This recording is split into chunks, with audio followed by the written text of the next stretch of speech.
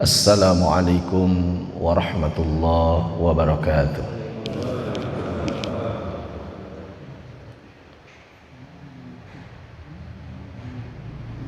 Alhamdulillah, alhamdulillahil barrir raufil jawad, alladzi jallat ni'amuhu 'anil ahsa'i bil a'dad, al-mani bil lutfi wal irsyad, al-hadi ila sabilir rasyad, al-muwaffiqi li tafaqquhi fi dinil ibad. Asyhadu an la ilaha illallah wahdahu la syarika lah, wa asyhadu anna sayyidana wa maulana Muhammadan abduhu wa rasuluhu la nabiyya wa la rasula ba'dah. Allahumma fassalli wa sallim ala hadha nabiyil karim Muhammad wa ala alihi wa sahbihi ajma'in, amma ba'd.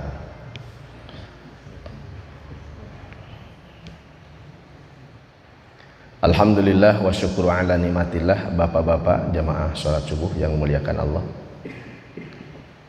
alhamdulillah pada pagi hari ini Allah subhanahu wa ta'ala masih memberikan kepada kita kesehatan, kesempatan dan taufik, inayah untuk bisa mengamalkan salah satu perintah Allah subhanahu wa ta'ala, yaitu thalabul ilmi, mencari ilmu yang merupakan satu kefarduan bagi seluruh kaum muslimin dan muslimat. Sebelum kita melanjutkan kajian tafsir, karena yang sekarang akan dikaji adalah yang melanjutkan yang dahulu, yaitu surat Al-Maidah. Beberapa ayat saya ambil yang penting-penting ya. Silakan untuk bapak-bapak untuk menyamakan dan menggali apa yang dikaji itu di dalam Al-Quran. Yang dekat dengan Al-Quran boleh dibagikan Al-Qurannya supaya bisa menyaksikan secara langsung ya, membacanya secara langsung, sehingga mudah untuk mentadaburi apa yang ada di dalamnya. Sebelum kita mengkaji surat Al-Maidah ini, izinkan saya menyampaikan perkara yang sangat penting dari baginda Rasulullah SAW. Dikatakan oleh Nabi, khairukum man ta'allamal qur'ana wa 'allamahu. Khairukum, orang yang terbaik di antara kalian adalah man ta'allamal qur'ana, yaitu orang yang mempelajari Al-Qur'an, wa 'allamahu, dan mengajarkannya kepada manusia. Mudah-mudahan kita pada pagi hari ini memulai hari kita dengan menjadi orang yang terbaik, yaitu menjadi orang yang mempelajari Al-Quran wa 'allamahu, dan mengajarkannya. Bahkan di dalam satu hadis disampaikan, majtama'a qaumun fi baitin min buyutillah yatluna kitaballah wa yatadarasunahu fi ma bainahum illa nazalat 'alaihimus sakinah wa ghasyiyatuhumur rahmah wa haffathumul malaikah wa dzakarahumullahu fi man indahu. Majtama'a qaumun, tidaklah berkumpul satu kaum, fi baitin, di salah satu rumah, min buyutillah, di antara rumah-rumahnya Allah, yaitu masjid. Tidaklah satu kaum berkumpul di masjid, yatluna kitab Allah, mereka semua membaca kitab Allah, membaca Al-Quran.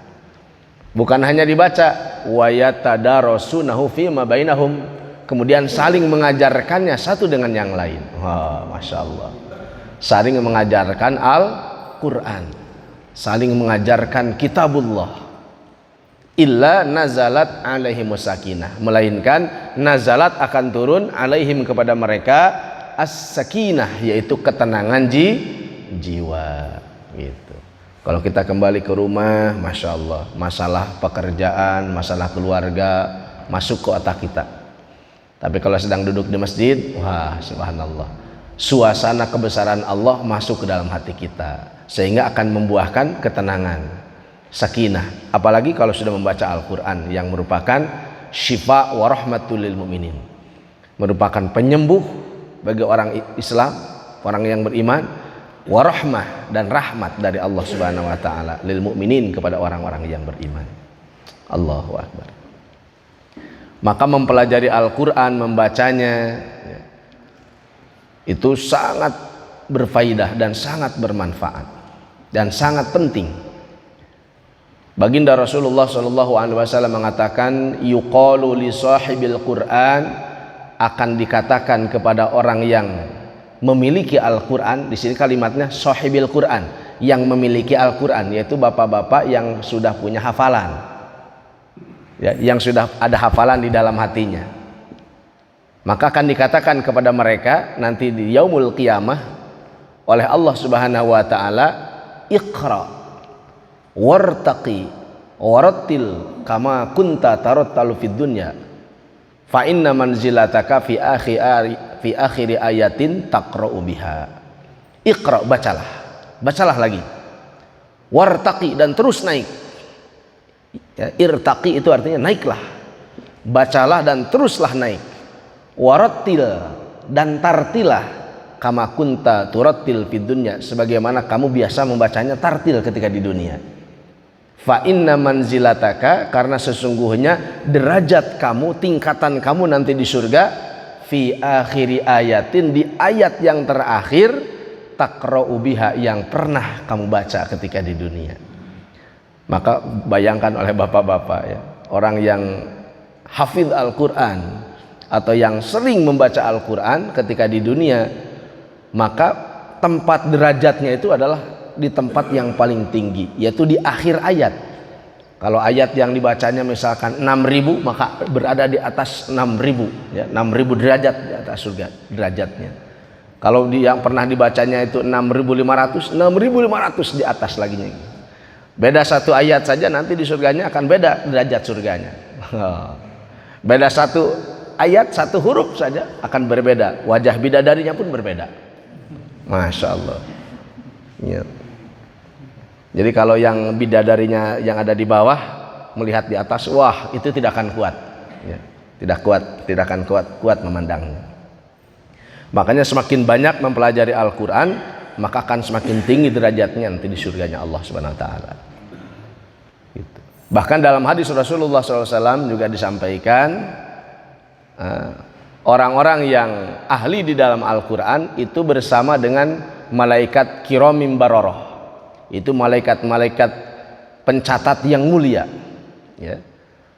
Waman qara'al Qur'an, dan barang siapa yang membaca Al-Qur'an wa yatata'u fi qiraatihi, dan dia terbata-bata dalam membacanya karena masih belajar, masih belajar lah baca Al-Qur'an, falahu ajrani, maka baginya 2 kali lipat pahala. Tuh, Masya Allah, ya.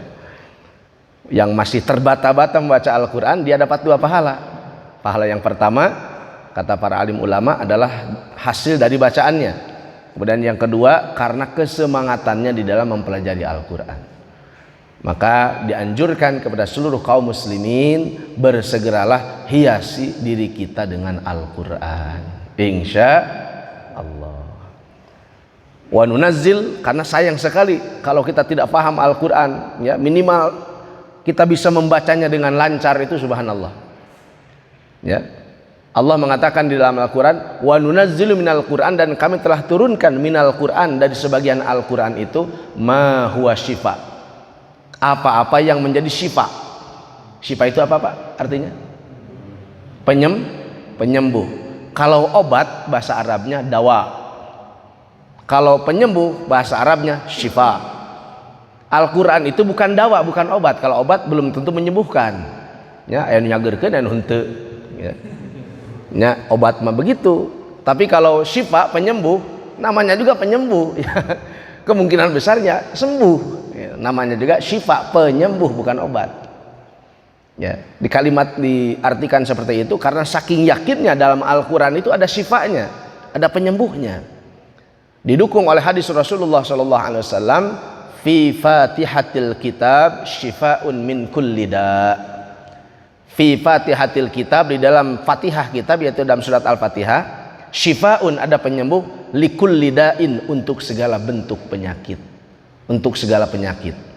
Hanya untuk membuka cakrawala rahasia di dalamnya, apa yang terkandung dalam surah Al-Fatihah, dan siapa malaikat-malaikat penjaga di dalamnya, karena setiap ayat, setiap huruf itu ada yang menjaganya. siapa yang berperan sebagai wakil Allah di dalamnya, itu perlu konsultasi kepada ulama. Nah, jangan langsung diamalin, tanya dulu gitu. Fas'alu ahla dzikri in kuntum la ta'lamun. Tanyakan oleh kalian kepada ahli-ahli ilmu apabila kalian tidak mengetahuinya.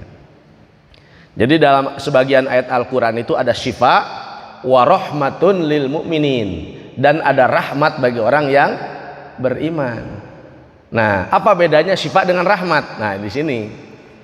Jadi kalau syifa itu untuk penyakit. Untuk penyakit.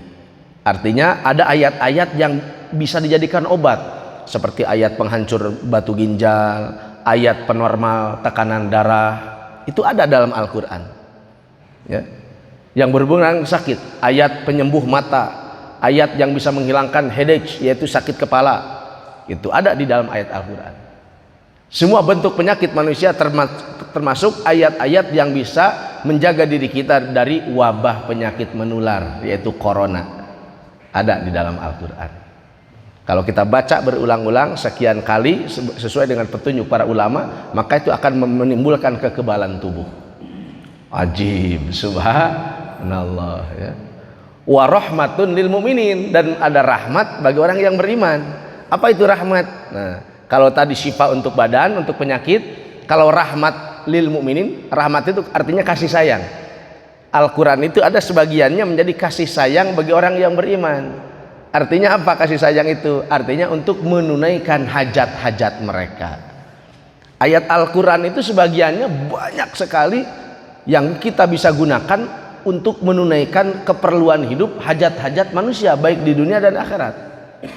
Itu. Contoh, ada orang yang mau melamar perempuan tidak kunjung diterima, ada ayatnya dalam Al-Quran.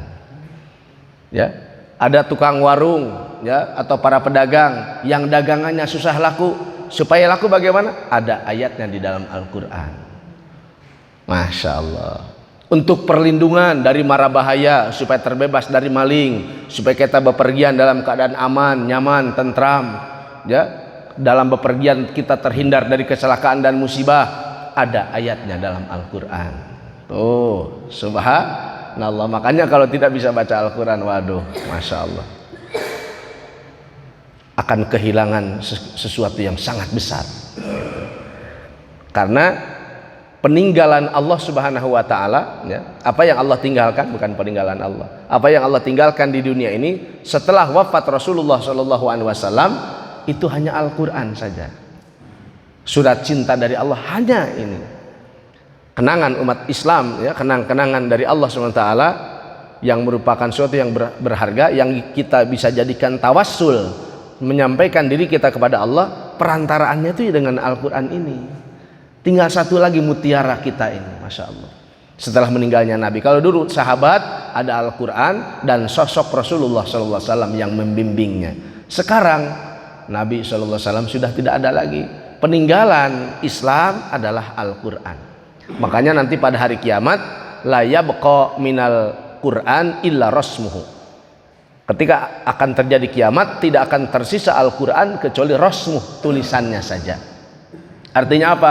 Seluruh kepahaman Al-Quran sudah dicabut oleh Allah Subhanahu wa Ta'ala. Tidak akan ada lagi yang bisa memahami Al-Quran. Karena apa? Karena saking jarang dan semakin berkurangnya antusias manusia kepada Al-Quran. Makanya perlu diulang lagi, digali lagi tentang Al-Quran supaya lebih menarik dan kita semangat untuk belajar membacanya dan menggali apa yang ada di dalamnya. Insya Allah. Mari kita baca surat Al-Maidah ayat 51, halaman 93 kalau dalam Al-Quran yang sama ya. Kita sambil belajar membacanya sedikit demi sedikit, santai aja insya Allah.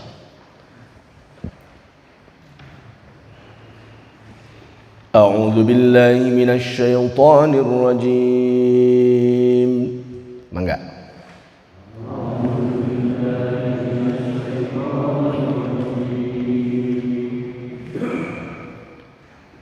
Bismillahirrahmanirrahim.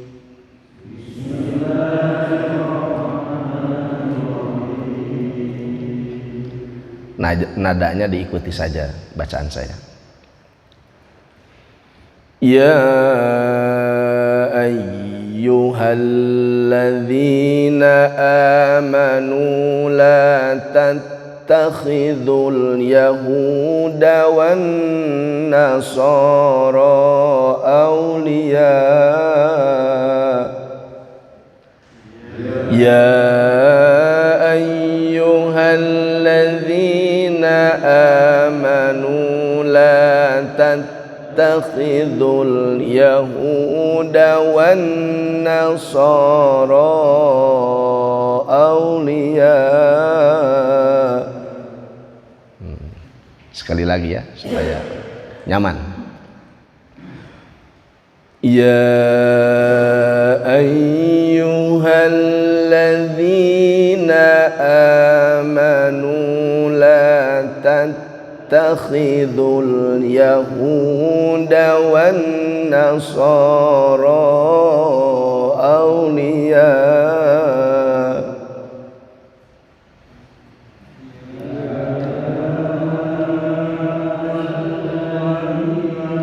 Amanu la tattakhidhul yahuda wan nasara awliya.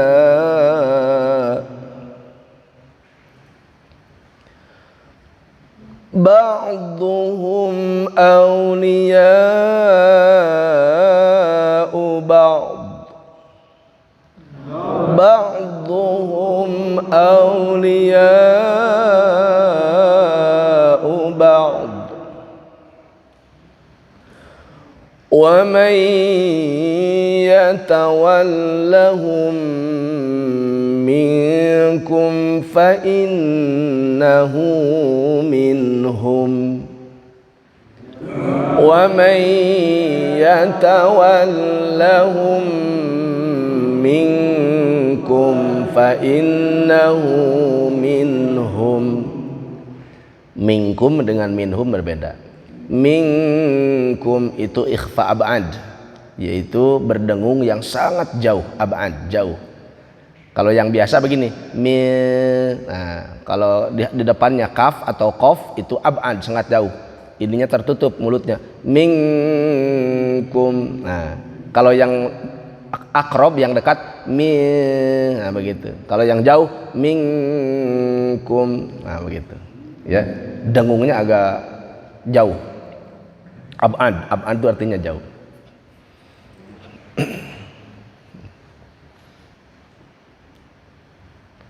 Wa man yatawallahum. Nah, di situ ditahan lahum. Apa namanya itu? Mim mati menghadapi mim. Idgham mithlain. Nah, idgham mithlain.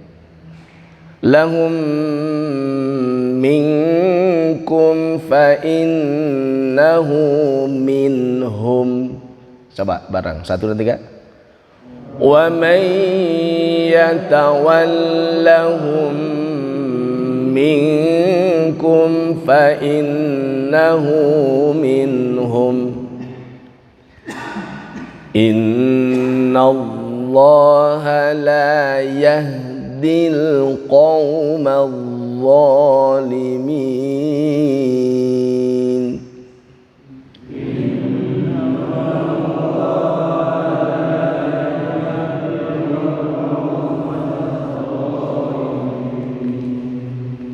Nah, itu cuplikan satu ayat daripada surat Al-Maidah. Satu ayat saja yang dibaca. Mari kita buka. Ya ayyuhalladzina amanu, wahai orang-orang yang beriman. Ya itu nida, panggilan. Ya wahai. Ayyuhalladzina amanu, ayyuhalladzina, segenap orang-orang amanu yang telah beriman. La tattakhidul yahuda wan nasara awliya. Ini larangan dari Allah Subhanahu wa taala. Karena ada la, jangan. La nahi, yaitu la, larangan, melarang. La tattakhidu, janganlah kalian mengambil atau menjadikan al yahuda kepada orang Yahudi, wan nasara dan orang-orang Nasrani, auliya, ya, sebagai para aulia. Aulia itu kata satunya adalah waliyun. Itu waliyun. Kalau banyak walinya aulia. Makna waliyun itu banyak. Waliyun artinya penolong, pembela, pemimpin. Oh, banyak waliyun itu. Makanya di sini janganlah kalian menjadikan orang Yahudi Nasrani sebagai aulia, artinya para penolong, para pemimpin, pembantu. Nah, ya. Jadi artinya larangan untuk bekerja sama. Ya, bekerja sama kepada mereka. Sejauh mana? Gitu. Kita ukur di sini.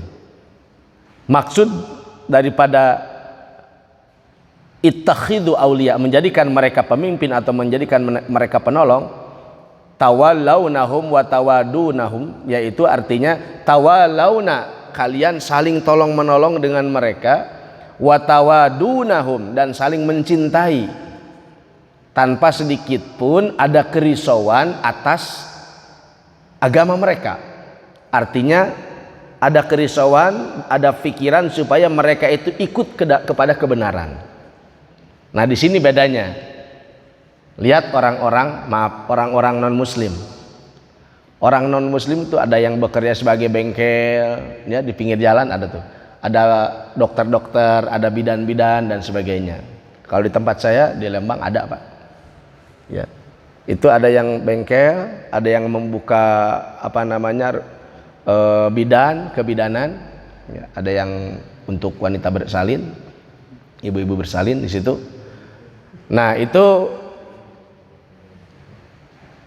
orang-orang sekecil mereka, orang-orang yang yang di kampung pun dia sendirian, tidak ada temannya, di perkampungan muslim.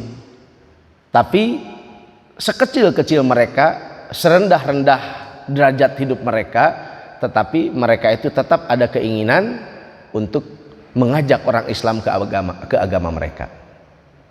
Sebagaimana firman Allah dalam Al-Qur'an, walan tardo ankal yahudu wan nasara hatta tattabi'a millatahum. Sesungguhnya orang Yahudi dan Nasrani, ya, tidak akan rela kepadamu sebelum kalian mengikuti agama mereka. Jadi tetap mereka itu punya misi, sekecil apapun taraf kehidupan di masyarakat mereka. Tapi orang Islam, ini yang perlu dikhawatirkan. Bukan orang biasanya, ini ahli masjid. Ahli masjid yang biasa ke masjid, yang biasa baca Al-Quran. Apakah ada keinginan di dalam hatinya untuk mengajak non muslim kepada Islam? Masya Allah. Sementara orang-orang non muslim, orang biasanya saja, bukan misionaris, bukan ahli taat ke gereja misalkan apa kemana gitu. Mereka itu orang-orang biasa, tapi dalam hati mereka itu saya ingin mengajak mereka kepada agamaku. Itu prinsip hidup mereka, karena sudah dinas oleh Allah dalam Al-Quran. Mereka itu begitu. Walan tardo ankal yahudu, tidak akan rela darimu orang-orang Yahudi itu, wan nasara dan orang Nasrani, hatta tattabi'a millatahum, sampai kalian mengikuti milah mereka, agama mereka. Allah. Begitu kesemangatan mereka, ya, Allah ciptakan mereka sebagai ujian bagi kita semua. Maka kita sebagai orang muslim harus ada dong dalam diri kita, ya. Ada keinginan, ada pemikiran. Ya, malah di sini kita malah saling tolong menolong, ya. Maka hati-hati. Ya. Kalau di non muslim, ketika orang Islam mengadakan hari raya mengucapkan selamat, gitu kan. Selamat Pak. Supaya apa? Supaya kita itu merasa terhutangi. Nanti kalau giliran mereka ada hari rayanya, kita jadi bingung mau nggak ngucapin bagaimana, gitu kan? Karena kemarin mereka ngucapin ke kita, gitu. Jadi akhirnya serba salah. Agama kita melarang, aduh, kumaha, jadi bingung kan? Nah, itulah makanya, gitu. Orang Islam kepada non Muslim itu, gitu kan? Itu tegas.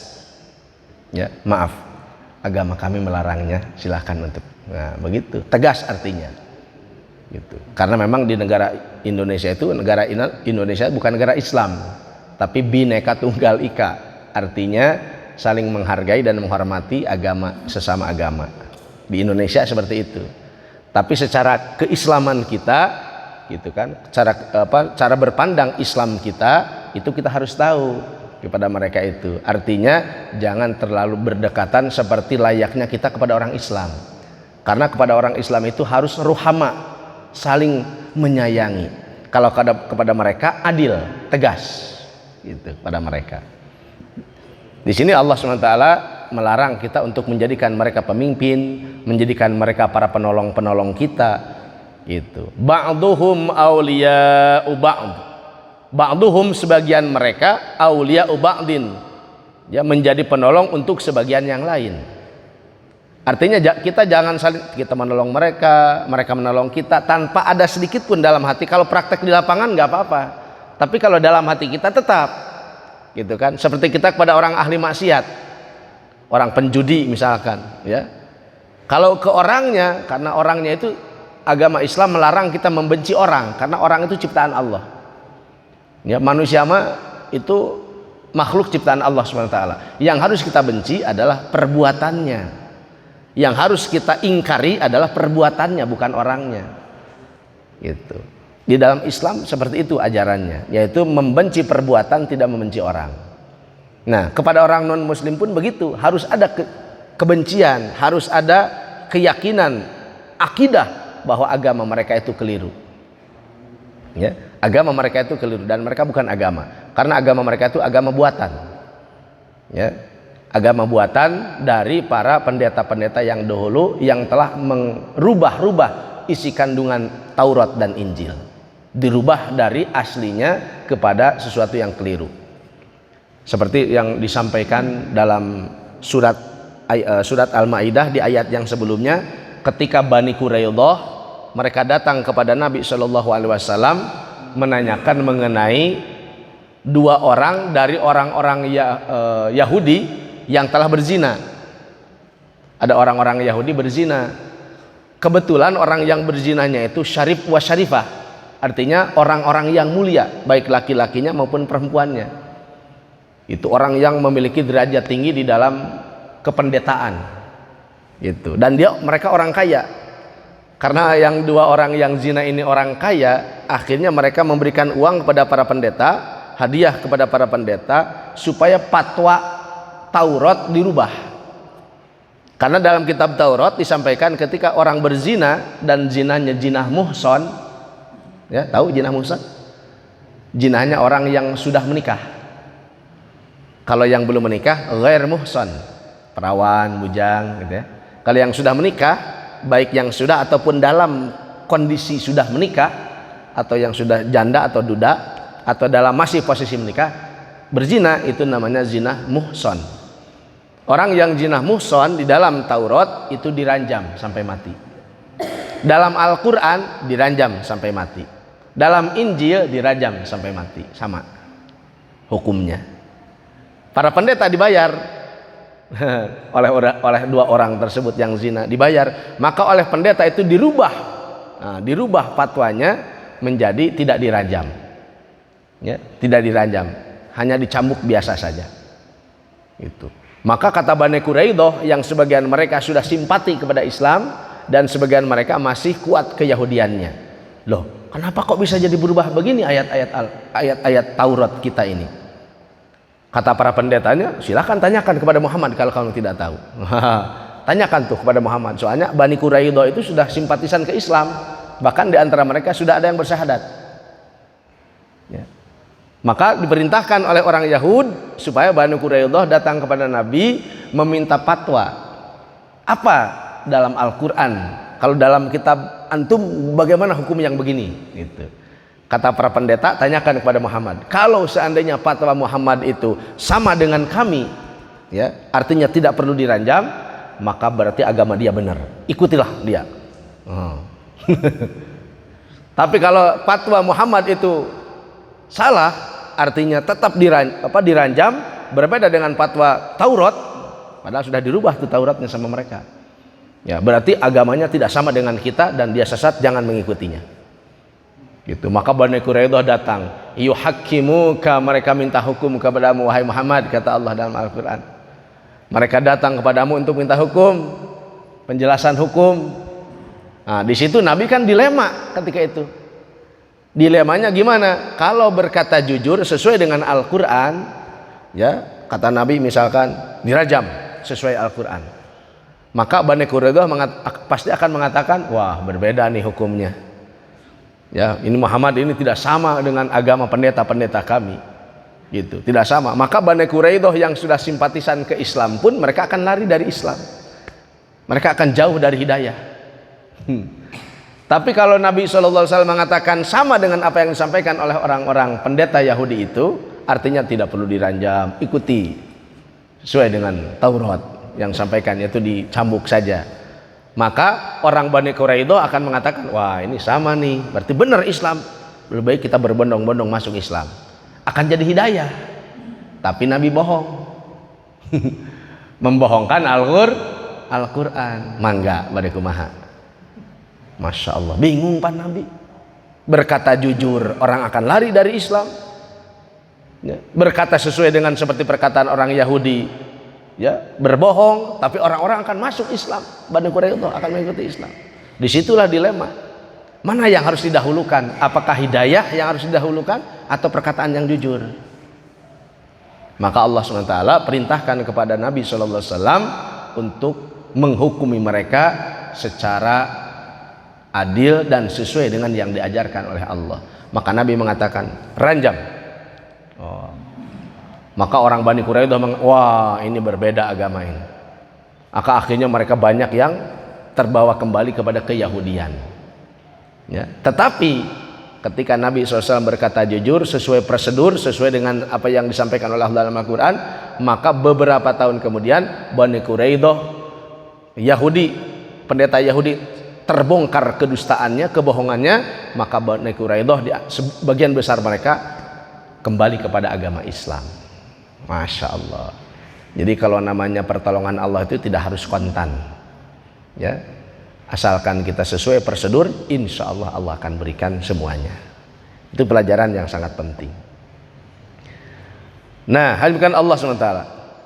Wa may yatawallahum minkum fa innahu minhum. Waman, dan barang siapa yatawalla, yang menjadikan pemimpin, menjadikan penolong, hum, kepada mereka, minkum, di antara kalian, fa innahu minhum, maka orang yang demikian itu sama dengan bagian dari mereka.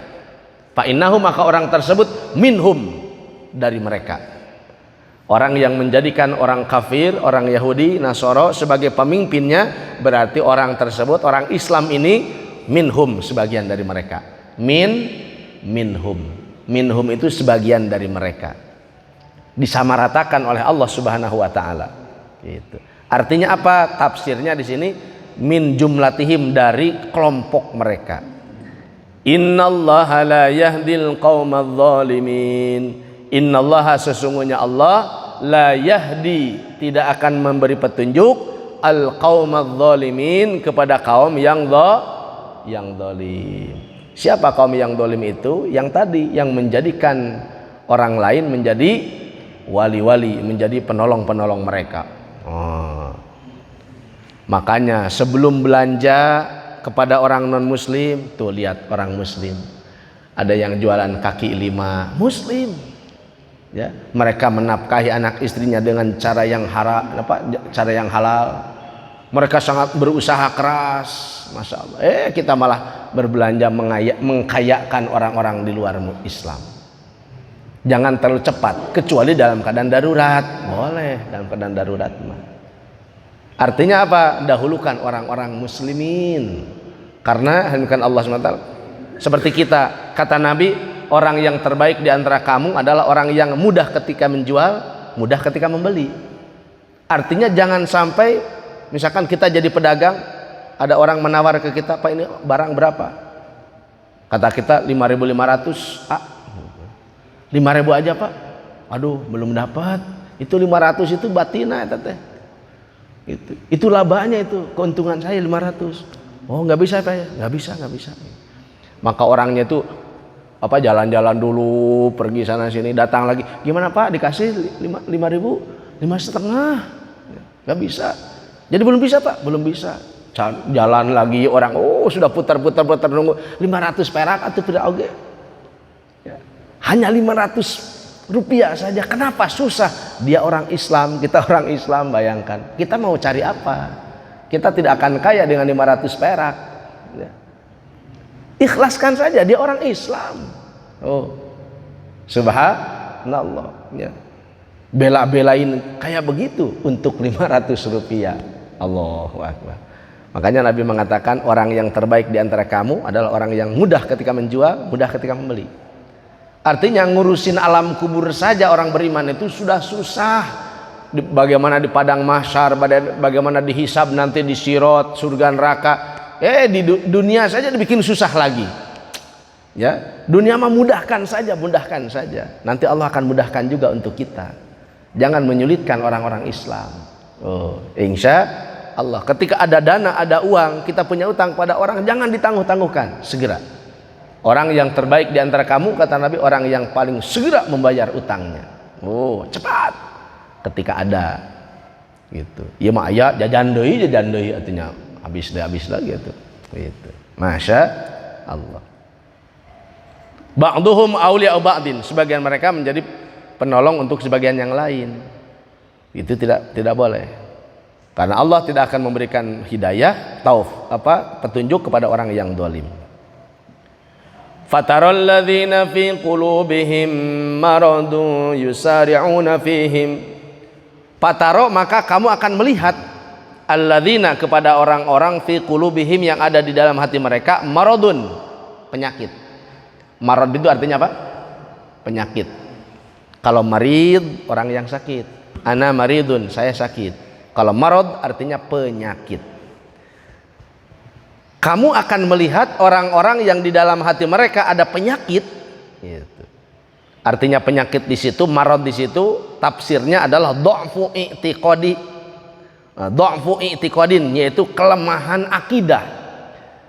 Jadi kamu akan melihat orang Islam yang akidahnya lemah, di dalam hatinya ada penyakit, ada pemikiran yang salah, konsep pemikiran yang keliru, yang salah, itu dianggap penyakit oleh Allah Subhanahu wa taala. Siapa contohnya di zaman Rasul? Ka'abdullah bin Ubay, seperti Abdullah bin Ubay al-munafiq. Yaitu Abdullah bin Ubay adalah seorang munafikin, orang yang di dalam hatinya ada nifak, ada kemunafikan. Nah, Abdullah bin Ubay orang munafik di zaman Nabi itu sama, datang ke masjid pakai peci sama, pakai gamis sama, jenggotan sama. Ya, orang munafikin itu begitu, sama, ke masjid sama, sholat bareng, apa segala macam bareng, semuanya bareng, tapi menyimpan sesuatu di dalam hatinya. Ya, kuc khotahe. Ya. Apa? Nah, etalah itu. Jadi di dalam hatinya itu ada sesuatunya, di dalam hatinya itu. Ya. Melati dalam genggaman, tetapi ada yang lain di hatimu. Wah, gitu. Di mulut Allah, ya. Di mulut Allah. Bergaul dengan orang-orang muslim. Dalam hati, gitu. Kensiah kalau bahasa Sunda. Gitu. Menyimpan sesuatu, penyakit di dalam hatinya, kelemahan pemikiran, kelemahan tauhid, kelemahan i'tiqad, kelemahan akidah. Akidahnya lemah. Bagaimana ciri-ciri kelemahan akidah mereka? Yusari'una fihim, yusari'una, mereka bersegera, ya, bersegera fihim, di dalam menjadikan mereka sebagai penolong. Ya. Kalau urusan dengan orang kufar, mereka cepat. Oh ya, ayo kita bantu, ayo kita bantu, ayo kita. Kalau giliran orang Islam yang butuh, ya nantilah gampang. Ya nantilah gampang. Kalau giliran orang kafir butuh bantuan, ayo kita bantu. Begitu. Yusari'una fihim, mereka bersegera. Kalau urusannya orang kafir yang kaya, yang penting itu langsung dibantu. Orang Islam jarang dibantu. Naudzubillah min dzalik. Jangan begitu. Yaquluna nakhsha an tusibana dairah. Yaquluna, mereka berkata. Maksudnya mereka berkata itu siapa? Yaitu orang-orang Islam yang munafikin, yang mereka membantu orang-orang kafir, dan orang kafir pun membantu pada mereka, melakukan sebuah kerjasama dengan mereka. yang tadinya harus diajak ya, didakwahi ya, supaya mereka masuk pada agama Islam, mereka malah bekerja sama bersama-sama ya, dengan mereka. Maka mereka berkata sebagai alasan, apa alasan mereka? Mu'tadzirina anha, mu'tadzirin, mereka memberikan alasan anha darinya.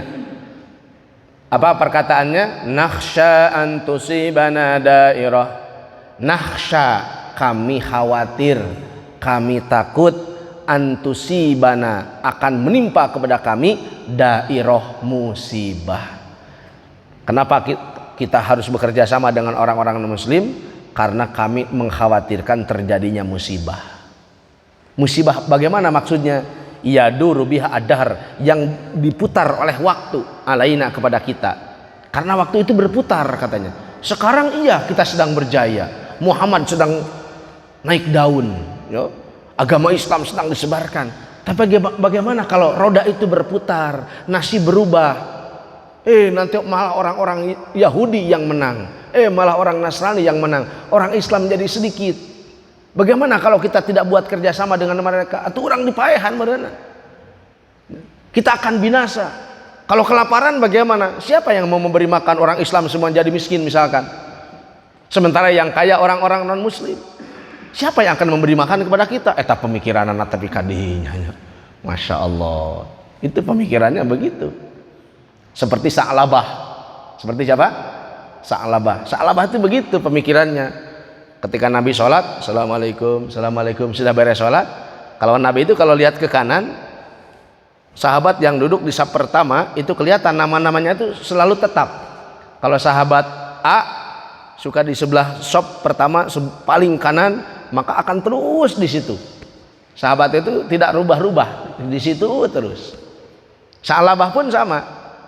Ketika Nabi assalamualaikum, assalamualaikum, Sa'labah masih ada. Tapi pas Nabi berbalik kan suka berbalik ya, suka berbalik ke makmum. Sa'labah sudah tidak ada. Kemana si Sa'labah? Gitu. Yang lain zikir, yang lain ini segala macam. Hilang ternyata. Sekali, dua kali, tiga kali seperti itu. Lama-lama Nabi bertanya, Sa'labah mau kemana kamu? Ketika Nabi assalamualaikum, pas di ke belakang Sa'labah pergi. Wahai Sa'labah, tunggu. Kamu kemana? Wah ya Rasulullah, bukan saya tidak ingin dan tidak senang apabila saya berzikir wirid setelah sholat seperti yang lainnya. Terus apa? Istri saya ya Rasulullah di rumah belum sholat, jadi saya harus pulang. Kata Nabi, apa hubungannya dengan ente? Loh, kan baju saya cuma satu, di rumah istri saya telanjang, nggak pakai pakaian, bagaimana bisa sholat? Pakaiannya cuma satu, kami itu miskin ya Rasul. Oh ya. Makanya ya Rasul, tolong doakan saya supaya kaya. Karena kalau saya kaya nanti ya Rasul, saya punya baju, istri saya punya baju, saya zikir dengan khusyuk di masjid, istri saya pun sholat di rumah. Wah enak, saya bisa sedekah, bisa haji, bisa ini, bisa ini. Kan pemikirannya seperti itu Sa'labah itu. Dia tidak berpikir bahwa orang haji, orang ibadah itu bukan karena uangnya, hidayah dari Allah. Siapa tahu dia kaya tapi hidayah Allah tidak beri. Ripuh kan tetap. Kuncinya bukan di uang, kuncinya di hidayah. Berapa orang yang uangnya banyak belum haji? Banyak. Cukup banyak. Tapi Allah belum berangkatkan. Oh, subhanallah. Ya, berapa banyak orang yang waktunya senggang, uang ada, waktu nyantai dan sebagainya asal ada di rumah, tapi untuk ke masjid susah. Oh, namanya hidayah. Masya Allah, hidayah. Makanya doakan ya Rasul saya untuk kaya. Kata Nabi, gak perlu. Keadaan kamu hari ini lebih baik, kata Nabi. Merengek lagi kepada Nabi terus. Maka di akhirnya Nabi mengatakan, benar Sa'labah kamu pengen kaya? Benar ya Rasulullah. Ya Allah, kayakan Sa'labah. Maka Nabi memberikan sepasang domba ya, jantan dan betina. Maka karena domba itu pemberian Nabi, kemudian berkah dari pemberian Nabi, maka ketika dipelihara, wah berusut, wah langsung anaknya itu langsung banyak, sehingga Sa'labah itu cepat memiliki kambing yang banyak. Akhirnya bukan ikut wiridan, bukan ikut zikir ba'da sholat, bahkan sholatnya pun berubah jadi masbok. Lama-lama dia ketinggalan sholat. Allahu Akbar. Lama-lama ketika Nabi perintahkan sahabat untuk mengambil zakat dari dia, menolak zakat.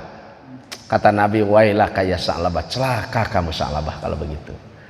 Itu karena apa? Karena pemikiran, ya, karena pemikiran yang keliru, kepahaman Islam yang salah, ya, mindsetnya itu salah, disusun akidah atau satu mindset yang salah karena mungkin dari pergaulan, dari kebodohan, kealpaan ilmu agama, ya jadi seperti itu.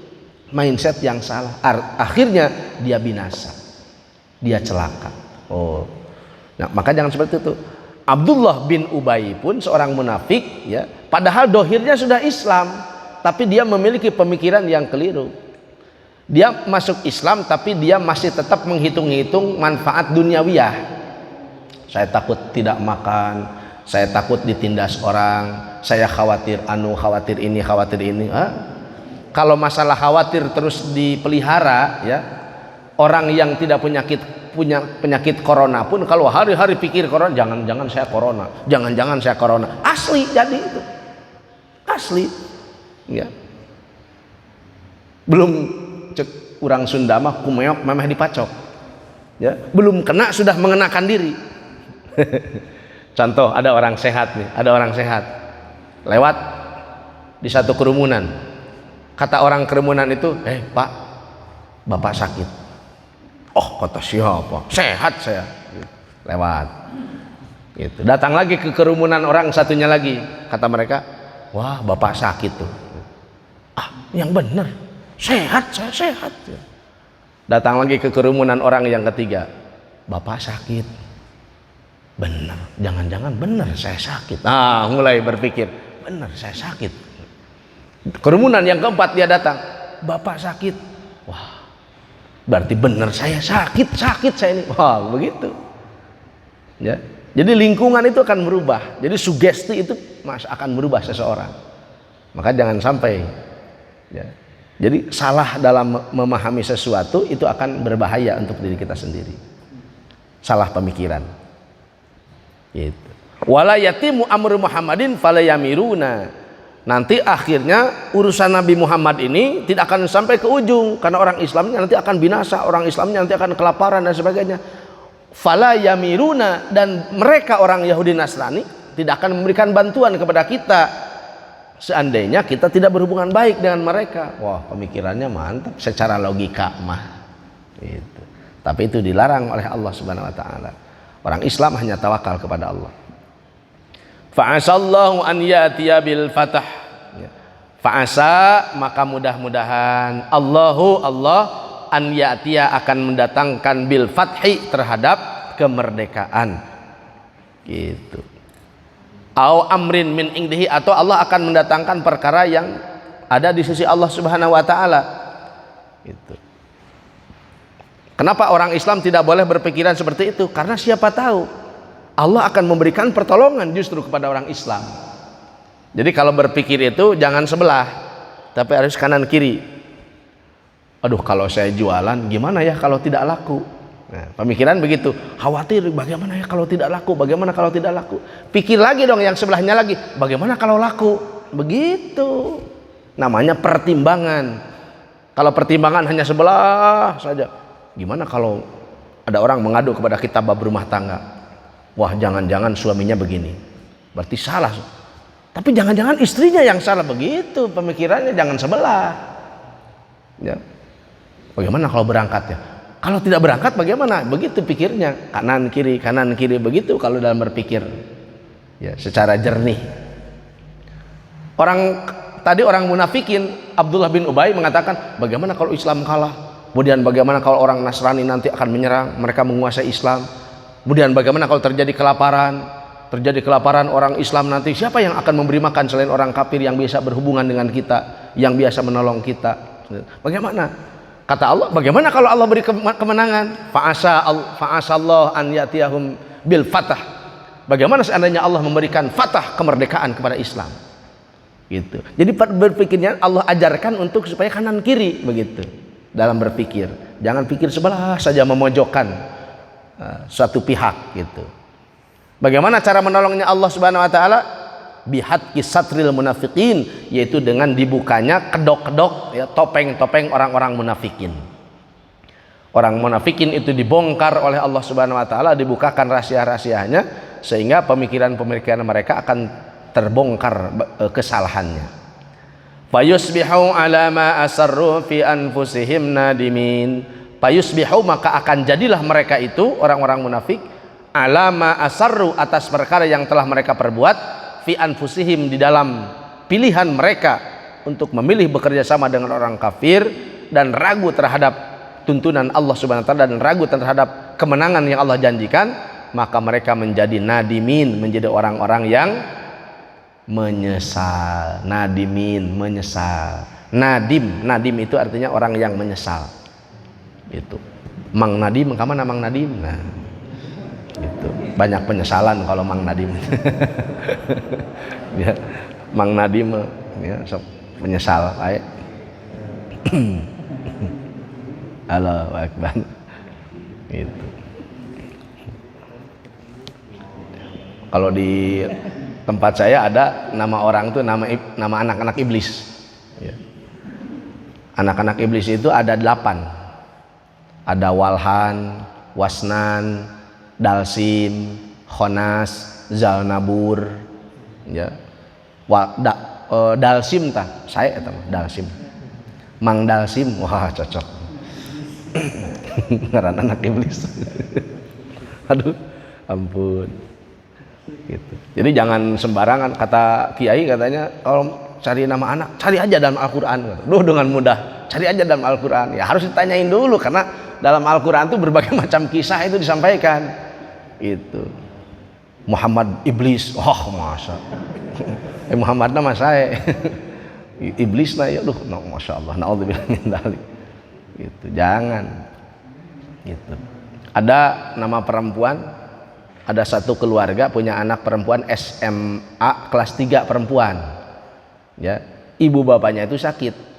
Ibu bapaknya sakit, ke rumah sakit. Pas ditanya kenapa bapak ibu ke rumah sakit, katanya, waduh saya Pak Ustadz bingung mikirin anak saya Pak Ustadz. Kenapa? Itu masya Allah hari-hari anak saya kan lumayan cantik Pak Ustadz. Jadi hari Senin ada yang datang ke rumah ngapelin, hari Selasa datang ke rumah ngapelin lagi, hari Rabu, Kamis, Jumat sampai malam Minggu, wah itu sampai satu malam itu 2-3 orang itu. Gitu, aduh nyuguhan deh kan gitu. Gitu, nyuguhin. Kalau tidak disuguhin kan malu tamu yang datang itu. Gitu, saya stres abdi teh Pak Ustaz, katanya sudah bingung saya Pak Ustaz. Ya, maka akhirnya anak bapak siapa namanya, yang mana yang paling besar itu si Laila gitu. Nama lengkapnya siapa gitu, Siti Zurni Laila. Kedengarannya kan bagus, tapi kalau diartikan dalam bahasa Arab, Zurni Laila itu artinya temui aku nanti malam. Nah, Zurni, temui aku, Laila nanti malam. Laila itu malam gitu. Oh, palingan banyak ngapelin terus. Allahu Akbar. Hati-hati itu. Gitu. Ada itu orang kampung ya. Saya kalau tani Pak Ustaz, nggak tahu kenapa 2 tahun terakhir ini pertanian saya suka kalau tidak dengan hama kekeringan terus, gararing ya. Daun-daunnya kering, nanam tomat daunnya kering, nanam cabai daunnya kering, suka kering terus.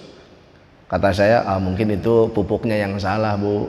Enggak, sama dengan tetangga saya. Tetangga saya bagus kok tanamannya, bibitnya sama, pakannya sama, semuanya sama, pupuknya sama. Tapi kenapa yang saya kering terus? Oh, sebentar. Nama ibu siapa? Kalau di sini kan Cek Nar. Cek Nar. Nar itu kan api, nar. Nar itu Cek Nar itu cek api gitu. Nah, nanti pantas diduruk terus atuh. Gitu. Tomat dibakar, cabai dibakar semua, ya kering semua gitu. Udah ibu ganti aja namanya apa Bos? Cek Nur. Nur itu apa? Cahaya. Cek Nar jadi Cek Nur. Alhamdulillah asbab diganti dengan Cek Nur. Alhamdulillah 4 bulan kemudian tomatnya sampai ke rumah saya. Panen alhamdulillahnya. Dari nama saja sudah orang Hati-hati dengan nama itu. Nadimin, ya menyesal. Wa yaqulul ladzina amanu ahaula'il ladzina aqsamu billahi jahda aimanihim. Allah Ta'ala membukakan topeng-topeng orang munafik. Nah, wa yaqulu, dan berkata alladzina amanu, orang-orang yang beriman, ahaula'il ladzina aqsamu billah, ahaula'i, bukankah mereka-mereka ini, alladzina, orang-orang aqsamu yang telah bersumpah billahi kepada Allah, jahda aimanihim, dengan sepenuh keimanan mereka. Abdullah bin Ubay ketahuan munafiknya, si fulan ketahuan munafiknya, si fulan ketahuan munafiknya. Kata orang beriman, bukankah ini orang-orang yang telah bersumpah kepada Allah dengan sepenuh iman mereka? Bukankah mereka teman-teman kita? Kenapa dia jadi munafikin? Jadi ketahuan. Nah, zaman Rasulullah SAW hanya Nabi saja yang mengetahui siapa di antara sahabatnya yang munafikin. Sebelum beliau SAW wafat, Nabi SAW memberikan catatan para munafikin itu kepada siapa pemegang rahasia Rasul? Abu Hudzaifah radhiyallahu taala anhu. Maka diberikan catatannya kepada Abu Hudzaifah. Hudzaifah, nih bulan. Hati-hati itu munafikin, kata Nabi. Gitu. Dicatat. Nah, para munafikin itu, ya, di sini disampaikan di dalam tafsir As-Sawi bahwa jumlah mereka itu ada wahum samanu furuqin, ada 8 kelompok, bukan 8 orang, 8 kelompok, Pak. Banyak, Pak, para munafikin itu. Ya, ada 8 kelompok, yaitu yang 7 kelompok fi khilafati Abi Bakrin, di zaman Khalifah Abu Bakar, wa firqatun, dan 1 kelompok di zaman Sayyidina Umar. Ya. Jadi 7 kelompok di zaman Sayyidina Abu Bakar, yang 1 kelompok di zaman Khalifah Sayyidina Umar bin Khattab radhiyallahu anhu. Kemudian wartada salatu furqin aidan fi zamani Rasulillah SAW, sedangkan di zaman Rasul ditambah tadi munafikin di zaman Sayyidina Abu Bakar dan Sayyidina Umar ada 8, 7 zaman Abu Bakar, 1 zaman Umar, dan 3 kelompok tambahan itu adalah orang-orang munafikin yang murtad masih di zaman baginda Rasulullah SAW masih hidup. Bayangkan, ketika Nabi hidup saja 3 kelompok ini sudah murtad. Sudah murtad. Ya Allah. Siapa mereka ini? Ada di sini catatan, semuanya ada. Yang pertama diantaranya adalah Banu Mudallaj. Ya, Bani Mudallaj. Yang mana pimpinan mereka bernama Dzulhimar. Bernama siapa? Dzulhimar. Artinya Dzulhimar itu orang yang memiliki keledai. Himar itu artinya keledai. Karena memang dia punya keledai yang biasa dia tunggangi. Maka dia dijuluki Dzulhimar. Ya. Kemudian Rasulullah SAW wahwa al-aswad al-ansur bipatil ain wa kana kahinan, dia itu seorang dukun yang ada di Yaman.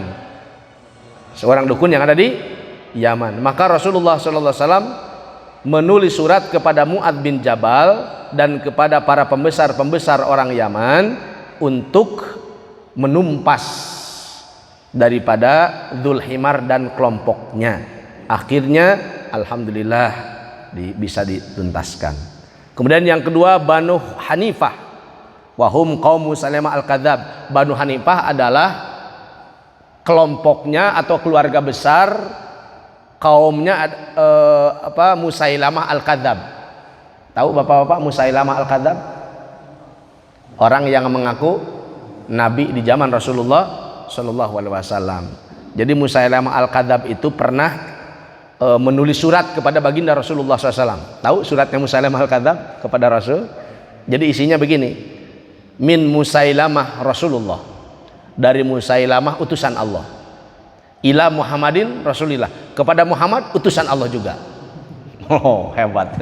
Kita nulis surat si Amang eta Allah. Amma ba'du fa innal arda nisfu hali wa nisfu halak. Ya, ketahuilah bahwa sesungguhnya engkau adalah Rasul, saya Rasul, maka setengah wilayah kamu menjadi milik kamu, dan setengah wilayah kamu adalah jadi milikku. Mencek orang steng-steng gitu. Harus setengah-setengah gitu. Setengah milik kamu, setengah milik saya, kata Musailamah. Maka Rasulullah SAW atas suratnya Musailamah tersebut, beliau membalas ya kepadanya, min Muhammadin Rasulillah, dari Muhammad utusan Allah, ila Musailamah al-kadzab, kepada Musailamah yang berdusta. Sanes Rasulillah kade ya, bukan Rasulullah.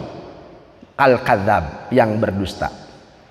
Amma ba'du, fa inal arda lillah, ketahuilah bahwa sesungguhnya bumi ini adalah milik Allah. Yurithuha may yasha, yang mana Allah wariskan, Allah berikan kepada siapa saja yang Ia kehendaki, min ibadihi, dari hamba-hambanya, wal aqibatu lil muttaqin, dan akibat yang baik hanya bagi orang-orang yang bertakwa, kata Nabi. Nah, itulah surat yang disampaikan oleh Rasulullah SAW. Dengan kata lain, Nabi menolak membagi dua, karena ini adalah milik Allah, bukan milik saya. Diberikan oleh Allah kepada siapa saja yang dikehendakinya. Maka Musailamah al-kadzab ditumpas tidak di zaman Nabi, melainkan di zaman Sayyidina Abu Bakar, dan dia mati di tangan budak Wahsy. Nah, budak Wahsy itu orang Ethiopia, temannya Bilal bin Rabah, yang mana budak Wahsy ini dulu ketika dia belum Islam, itu ketika zaman jahiliyah, dia dibayar oleh Hindun untuk membunuh Hamzah, dengan tombaknya dari belakang.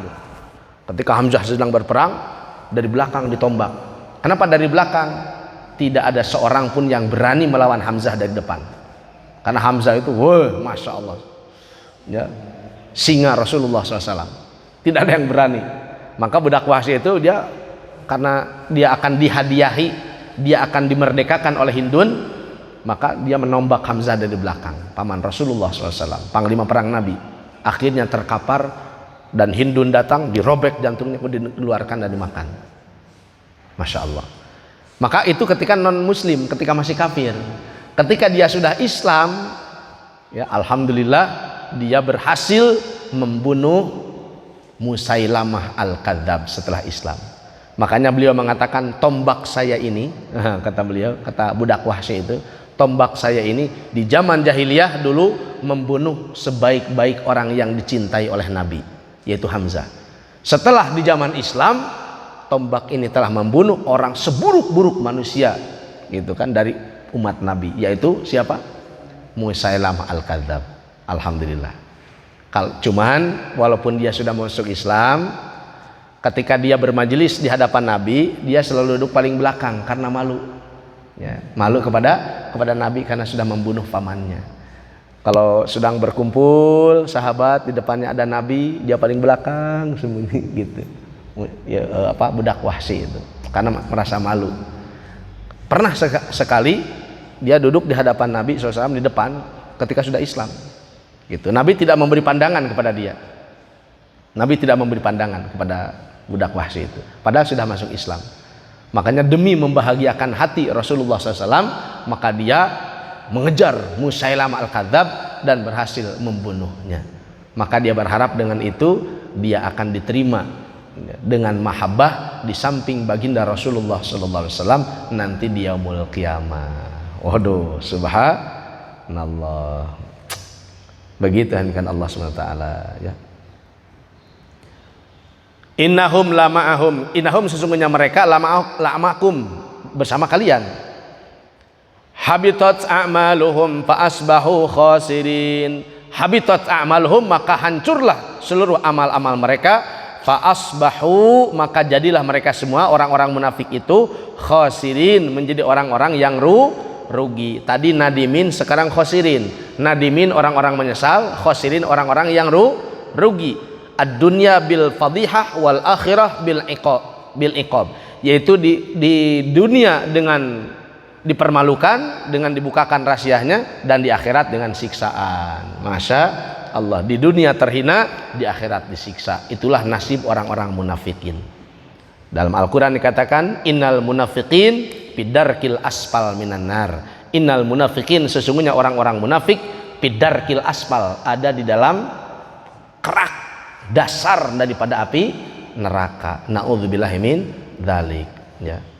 Bapak sekalian, dengan Allah SWT, kalau kita berbuat dosa secara dohir, mabuk, zina, apabila dibandingkan dengan munafik itu masih mendingan. Ya, kenapa orang munafik disimpan di paling bawah? Kenapa? Karena kan Allah Subhanahu Wa Taala ketika seseorang bermaksiat kepada Allah, yang paling ganas maksiatnya, yang dianggap paling besar maksiatnya dalam Islam adalah tarkul hurmah. Ketika tidak ada lagi penghormatan di dalam hatinya kepada agama Allah, kepada Islam, kepada Allah. Orang zina, orang mabok misalkannya, kata orang mabok, saya tahu ini salah, saya tahu Allah benci saya tahu ini salah, tapi nafsu mendorong saya untuk melakukan itu. Tapi orang munafik, apa itu Allah, apa itu Allah, nah itu hatinya itu sudah bukan dia, hatinya bukan orang Islam. Makanya Allah Ta'ala hukum mereka itu dengan seberat-berat hukuman, ya, Masya Allah. Maka berhati-hatilah, kondisi hati kita itu harus senantiasa diawasi. Siapa yang berbisik, karena ada 4 bisikan di dalam hati manusia itu. Ada bisikan nafsu, ya, ada bisikan malaikat di dalam hati kita, ada bisikan syaitan, dan ada bisikan yang satu lagi bisikan Allah Subhanahu Wa Taala. Itu ada. Allah berbisik dalam hati kita, malaikat ada di sini, kemudian ada syaitan dan ada nafsu manusia. Ada 4 bisikan. Bagaimana cara membedakan bisikan-bisikan tersebut? Oh, itu insya Allah di lain waktu kita akan bahas. Ya, itu ada scannernya, ada scannernya, ada alat membacanya, itu ada. Karena kita khawatir, kadang-kadang kita kan, saya pengen baca Al-Quran, ada berbisik dalam hati, itu harus diawasi dulu. Itu bisikannya dari mana tuh? Saya ingin baca Al-Quran. Ini ujuk-ujuk kita semangat, misalkan ingin sholat duha gitu. Kita harus awasi dulu siapa yang berbisik itu. Apakah itu benar dari diri kita sendiri atau dari nafsu? Ya, karena nafsu itu suka memerintah kepada keburukan. Kalau setan kalau dia tidak memerintahkan keburukan, dia suka memerintahkan kebaikan juga, setan itu. Gitu. Kamu tahajud, kata setan dalam hati. Kamu sholat duha, you is the best, kamu yang terbaik. Benernya, yang lain nggak ada yang sholat duha, cuman saya doang, berarti saya hebat. Itu kalau sudah ada hebat saya, itu ujub namanya. Wah, hancur semua amal-amal itu. Gitu. Jadi setiap amal itu belum tentu jadi milik kita, tergantung siapa yang berbisik di dalamnya dan semulus apa amal ibadah kita sampai kepada Allah Subhanahu Wa Taala. Maka penting hati kita diawasi. Yang paling penting jangan sampai ada bisikan-bisikan kemunafikan yang ada di dalam hati kita. Wallahu a'lam bishawab. Wallahu a'lam bimuradi. Hanya Allah yang tahu kebenarannya. Saya hanya menyampaikan. Apabila ada yang benar datang dari Allah, yang salah dari kebodohan saya. Mari kita baca doa khatmul Quran. Allahumma arhamna bil Quran waj'alhu lana imaman wa nuran wa hudan wa rahmah. Allahumma dhakkirna minhu ma nasina wa 'allimna minhu ma jahilna warzuqna bima matahu ana al-laili wa atrafan nahar waj'alhu lana hujjatan ya rabbal alamin. Hadirin Allah SWT, mari jadikan diri kita dan keluarga kita menjadi ahli-ahli Al-Quran. Mudah-mudahan di Masjid Al-Barokah ini banyak bapak-bapak yang sibuk mempelajari membaca Al-Quran. Yang belum bisa, mudah-mudahan Allah Ta'ala gerakan hatinya untuk terus belajar walaupun terbata-bata untuk mempelajari Al-Quran. Allahumma taqabbal minna innaka antas samiul alim wa tub alaina innaka antat tawwabur rahim. Allahumma nawwir qulubana binuril Qur'an. Allahumma nawwir hayatana binuril Qur'an. Allahumma nawwir a'malana binuril Qur'an. Allahumma shfa' lana fid dunya wal akhirah bi syafa'atil Qur'an. Rabbana atina fid dunya hasanah wa fil akhirati hasanah wa qina adzabannar. Wa sallallahu ala khairi khalqihi Muhammadin wa ala alihi wa sahbihi ajmain. Subhana rabbika rabbil izzati amma yasifun. Wassalamun ala mursalin walhamdulillahi rabbil alamin. Wassalamu alaikum warahmatullahi wabarakatuh.